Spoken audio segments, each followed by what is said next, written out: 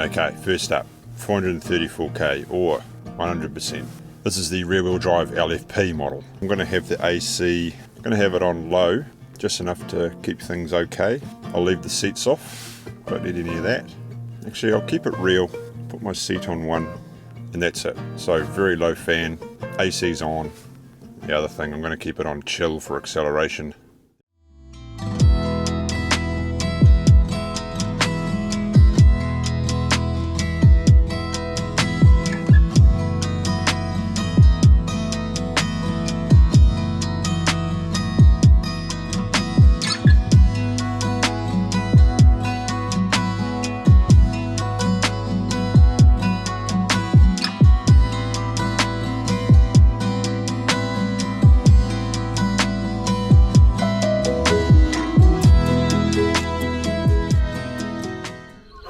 Right, we have made it to the boat ramp, and it is brisk, but it's coming up 9 o'clock in the morning now, so I'm not too early. If I was here earlier, it'd be very freezing. It's about 7 degrees.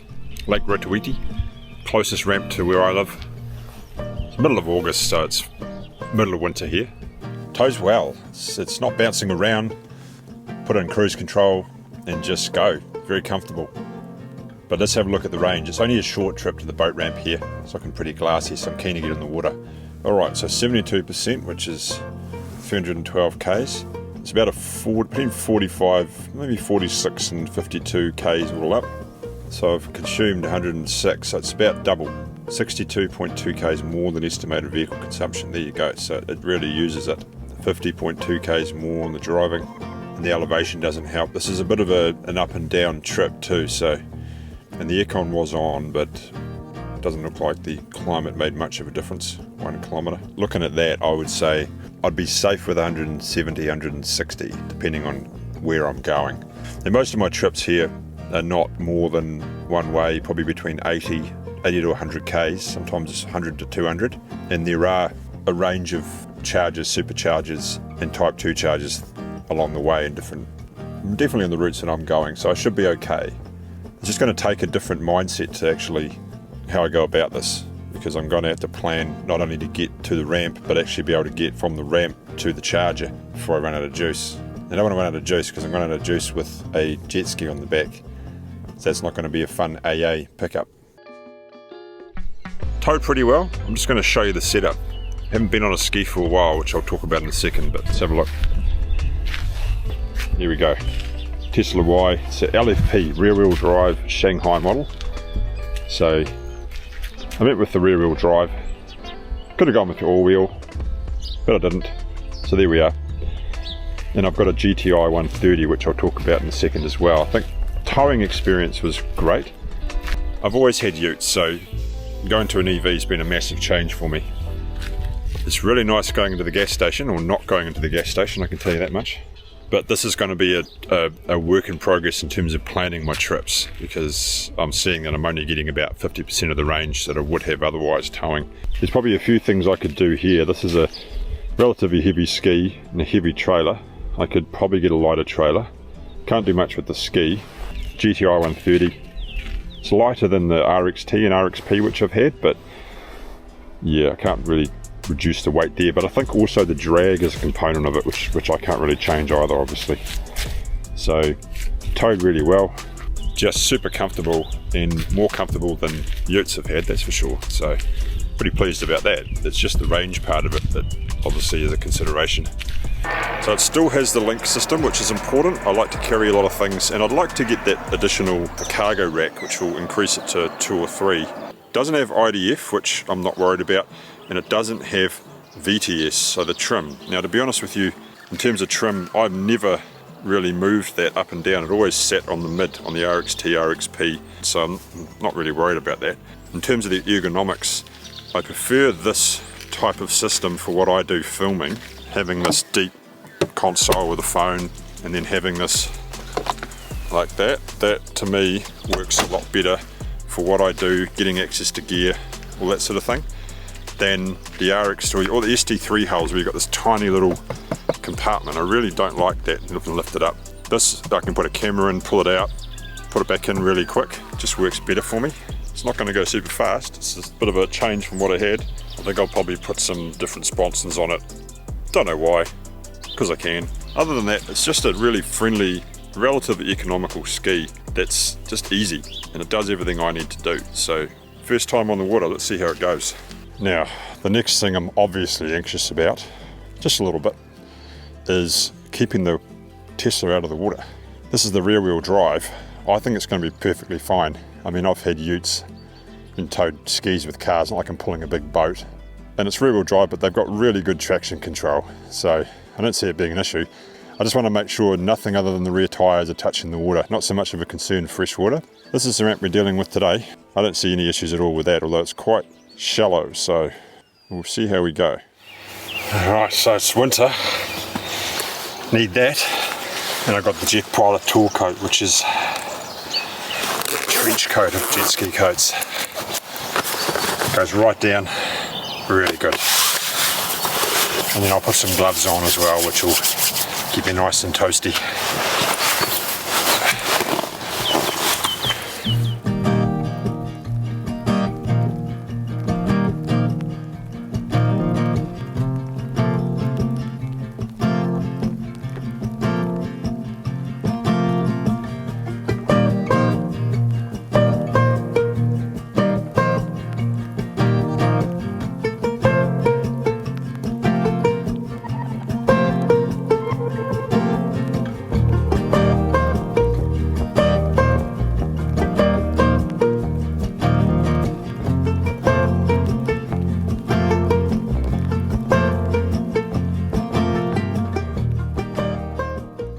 That wasn't too bad. The back tyres were just in the water, but that doesn't matter, it's fully sealed anyway. We're just about to start up, first time starting up. She's going. The old aviator's on. Yes, we are in business. Let's get moving. There we go, there's a couple of duckies. Is there native ducks and non-native ducks in this lake? And I forget which one's a which, but I think that might be a non-native, that one. Sort of orange beady eyes. No, that one's a native. I really don't know. This is a 5 knot zone, so I always like coming out of here because you just get to see some amazing houses. That one's not so amazing, it's just a shed. Someone's boat and amenity shed. But check this out, someone's put a ladder up to a rope swing. How awesome is that? That'll be good fun in summer. Might be a bit of a warmer off right now. Be pretty cold in the lake. So I feel like old Yukon Bob pointing out the rope swing. Sorry, Bob. Love his videos, by the way. If you haven't seen Yukon Bob's videos, he's basically doing what I'm doing over in Canada on the Great Lakes and all sorts of lakes. It's amazing. I'm going to get over there one day, Bob. You also have to watch out through here because there's quite a bit of weed and you almost play dodgems. It's not too shallow, it's just you see the weed and just creeps up on you and you hit it. Get these swan again. Okay, I keep referencing Bob's videos, but he gets attacked by a white swan over there. I've been attacked by a black one, I think it was a male, over at Lake Rotoiti. Pretty hostile when they've got little younglings floating around with them. And look at those houses over there, it's amazing. Just love to have one of those. So this is different, so I haven't got anything on this side for the first time, and all I've got here is mode, info and trip. Haven't got VTS, no cruise control. It's kind of refreshing actually, because I don't have to worry about a lot of stuff. I'll probably put the music on, but to be fair, it's kind of nice not having to worry about it. The amount of times I've sat there with the Bluetooth trying to get it connected when I'm out on the water and then it disconnects and reconnects, and I mean for the most part it's fine, but it's just when it doesn't work and you want to be out there and escaping from everything, and sometimes the music's a bit of a pain. Sometimes it's great though. Chuck a bit of your tunes on, so I probably will put it back on there eventually, but I'll enjoy it without it. See, there's some more of those weeds. Gotta watch out for those. You see homes like this, I mean, it's a quaint little cottage just tucked in there, its own little piece of paradise. Launch your boat off there, little boat shed.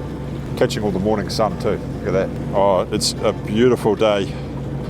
I really lucked out in the weather here, and because it's the middle of winter, there's nobody on the lake, so I'm just going to have a blat around and see how we go. It's a bit choppy out here, not too bad, but a little bit of half-foot chop.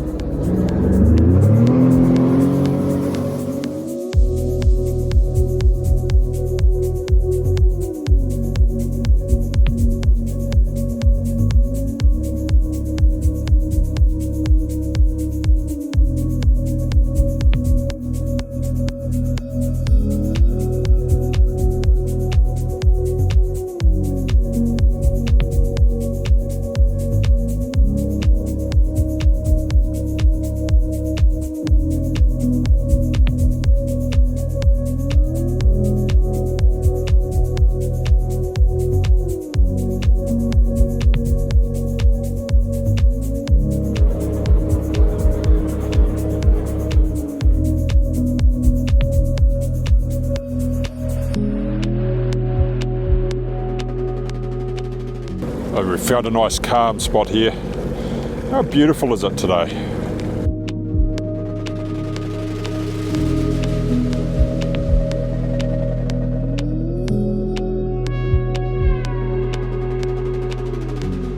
So we're going to try an acceleration and fastest speed run. Let's see how this goes. Okay, this is not in sport mode, so let's give it a go now.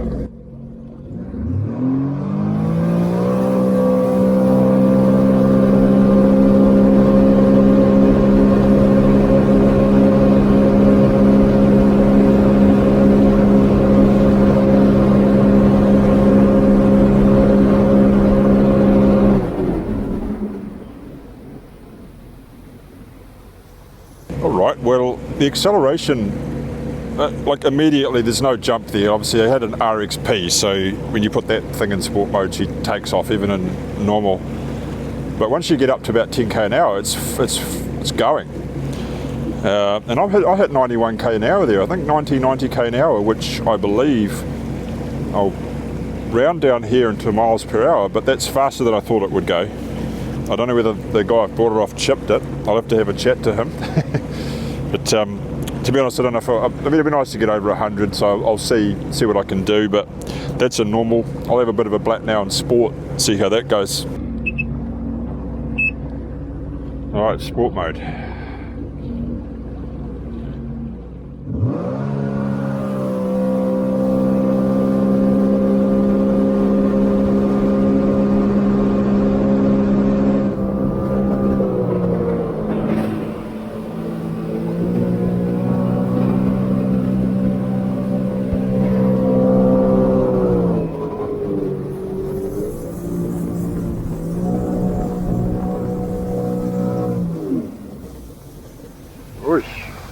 Okay, I'm relatively confident something has been done to the ski. I mean, this is the first time I've been on a GTI 130. I've had a 170 SE before, and this feels quicker than that. So in sport mode, it's going. I'm relatively confident something's been chipped. But I don't know if I need much more of that, to be honest. It's still heaps of fun. Skids around. This hull's really good for fun because you can slide that tail out and everything like that. Completely different to the RXP where you just hold on and dig in, just goes where you point it. So pretty happy with this.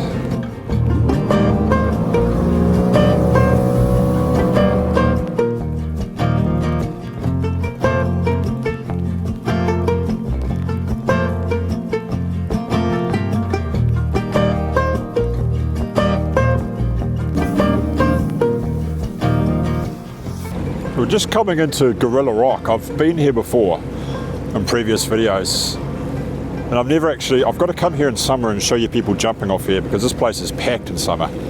You just get boats all lined on the beach here. All of that area is just full of boats, people picnicking, using the jetty.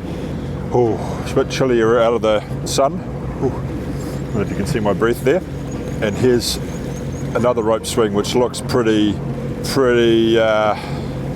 not so great right now, but usually there's a bigger rope off that, and up the top there, that's a jump. that people jump down in there. I've done that a couple of times. It's higher than it looks when you get up there. Good fun. You jump off there and then you can climb up here. Look, someone's put a rope there to help you get up the rock. Last time I climbed up there I took a tumble, so that's probably a good idea. Although I wouldn't be basing your agility off my agility, let's put it that way. So you clamber your way up there and then you can jump off again. There's actually a track that takes you down the other side to the jetty. Just a good fun place to be. And this is on the northern centre, maybe north centre east of the lake.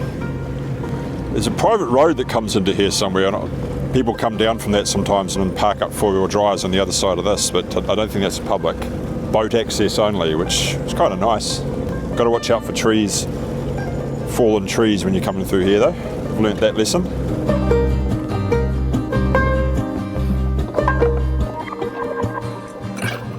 Really keen to hear from people as to maybe ideas, things you'd like me to film, places to go. I'm keeping in mind I'm in the North Island, New Zealand, Bay of Plenty. Access-wise, I want to get down south eventually and also up north. GTI as well, if you've got any ideas to mod that, things to do to it, let me know please.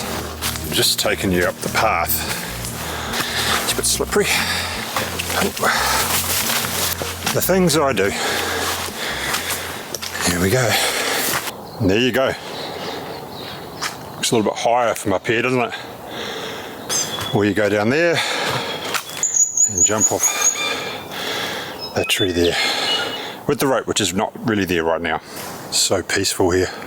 Why did I take a break filming? Well, I had a big year last year. Last couple of years I've been filming a reasonable amount when I can. I mean, this isn't my full-time life at all. I've got a job that I really enjoy. Got to the end of last year and just needed a break from a lot of things, including the skiing. I wasn't feeling like a novelty anymore. It just felt, you know, when you do something so much, eventually something you enjoyed becomes a bit of a chore versus a hobby or a passion. So I needed a break from it just to figure out whether that was something I really need in my life. Took up e-foiling, just it was a bucket list item I wanted to do. You can see there's about 3 or 4 videos of mine on the e-foil over summer. That was great fun. Mixed success, you might say. Got hammered a couple of times. First time we went out and I got absolutely cleaned up on the foil, but it was a steep learning curve. I got there eventually. It's really good fun that actually, if you're thinking about trying it, it's just not, it's cost prohibitive for what you're actually paying to get those things. It's a bit silly, to be honest. So anyway, after about 3 months, I figured out that I really missed the skiing and the novelty came back, and that's why I'm here. I've jumped back on and I've really missed it basically, so I need it in my life. It's something that I enjoy, get a bit of creative outlet in it, but also gets me outside, gets me doing things, gets me into the wilderness. Yeah, it's the honest truth. Oh, and thinking about getting into a GTR and trying that out as a filming ski. I like the hull, so that kind of worked out okay because I just ended up on a GTI though, same hull, just not the supercharged. Had such a good deal on it, I couldn't let it slide. That's how we got here, honest truth. I really enjoy it, it's an important part of my life, and I'm back.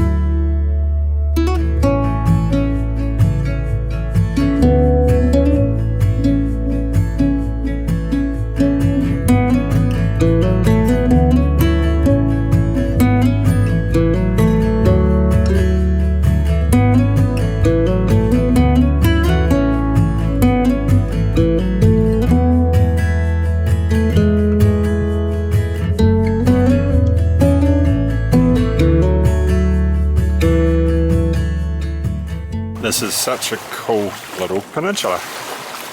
When it's a nice day like this, you can just cruise right in, anchor up. There's a long drop somewhere out in the bush, and there's a picnic table. Stunning.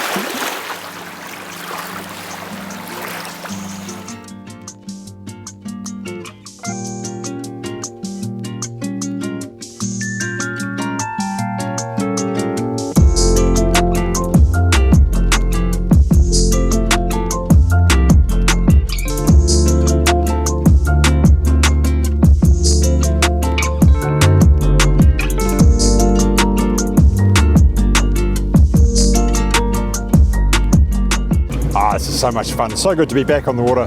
Lovely family just came in just as I was talking about how good it would be to have a barbecue back there. They pull in and have a barbecue back there. So they picked a good day for it. It's glassing up even further. So I've used about 3 bars, only had about just over half a tank. I'm just going to float around a little bit here, use a bit more gas, maybe go to the hot pools. So far it's been an amazing morning on the water.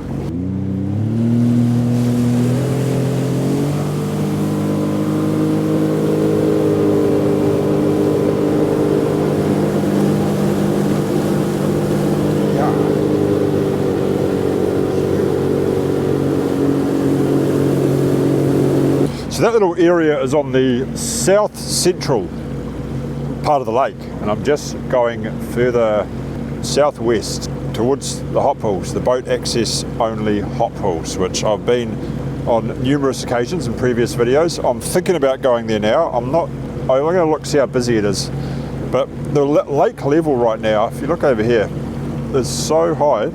It's been like this for a while. Yeah, it's right up to the edge here, right up over some trees as well. At least there's a bit of beach showing. I think the last time I came here, all of the beaches were gone. You got little tiny little beaches in there which are showing now, which is good.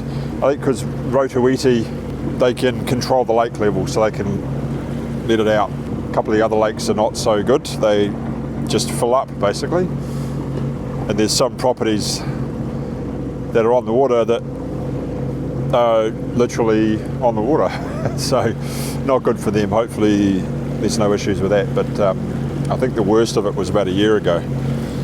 But this is such a pretty lake. It's not huge, but it's just friendly. You can get around on it pretty easily. Can sustain quite a bit of movement in boats. So when you get in summer, although you get quite a bit of boat wake, you can generally sustain quite a bit. There's a lot of water skiers, wakeboarding, things like that going on, tubing, biscuiting. And I'm just being careful here as I come in, because I noticed earlier that there was a lot of weeds quite close to the surface in areas that there weren't usually weeds, so you can be a bit mindful of that. It's very lush, this area, very lush bush, very green. Oh, I can see how shallow that suddenly got. Got to get out of here.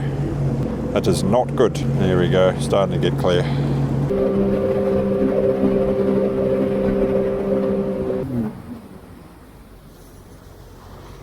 So I'm pretty much sitting in the middle of the lake. I would say maybe a bit more west middle.